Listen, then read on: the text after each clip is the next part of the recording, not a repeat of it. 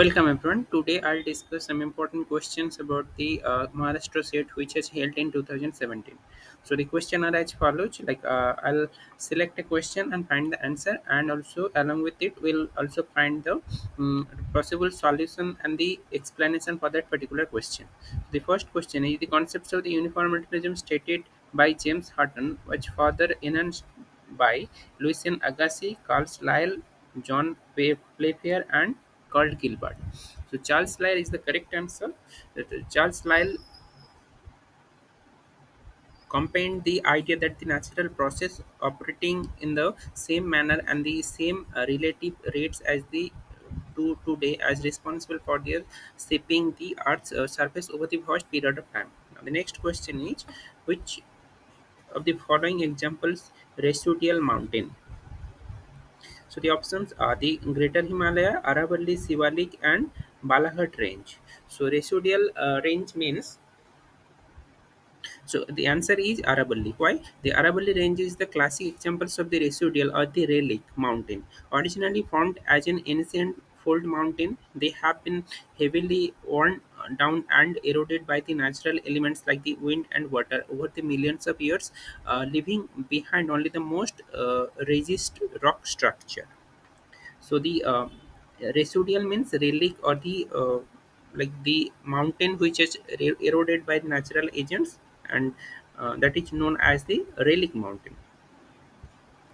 Now the next question is the geosyncline hypothesis was put as an examples for orogeny, distribution of the continents and ocean, crustal deformation, and the magma chamber. So the orogeny or is the correct answer. Why? The orogeny G-syncline hypothesis combined by the geologists like James Hall, James Dana, and Hans Kober was primarily proposed to explain the origin of the process of the mountain building. It detailed how sediment filled linear depression, geosyncline bulked and folded into mountains under compressive forces like orogeny. Geosyncline large, long, and shallow depression in the earth crust, often covered by the shallow seas that accumulated thick layers of the sediment over millions of years. Foreland, rigid, immovable landmass surrounded the geosyncline. Orogenesis, as the earth cooled and contracted, immense lateral pressure causes these rigid forelands to cover, squeeze, and folding the accumulated marine sediments into massive fold mountain range like Himalaya or Alps. Although largely suppressed by the modern plate tectonic theory, the geosyncline model remains a foundational concept in the historical study of the structural geology. Now, the next question is which of the following essential for karstic landform development? So, first is alluvial fan, uh, glacial outwash, limestone bedrock, or loess. So, the limestone bedrock is the correct answer because karst form where there is abundance of the calcium carbonate. Other things are not part of the karstic landform.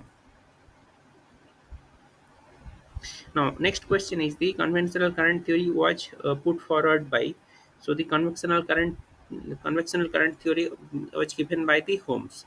The England geologist Arthur Holmes proposed the conventional current theory in 1920s and 1930s. He suggested that the radioactive delay within the Earth's mantle generated heat, creating thermal convection currents that acted as a driving mechanism for the continental drift. Next question: Dash is responsible for greenhouse effect. The options are water vapor, dust particles, suspended materials, and argon. So the water vapor also absorb the temperature. So the correct answer is water vapor. If there is carbon monoxide, carbon dioxide are there, so they may be or the chlorofluorocarbon. That can be the answer. But depending on the question, the water vapor is the answer. Like next question, who introduced the idea of the precipitation evapotranspiration ratio in climatic classification? So precipitation evaporation was Trivartha. Concepts of the Trivartha.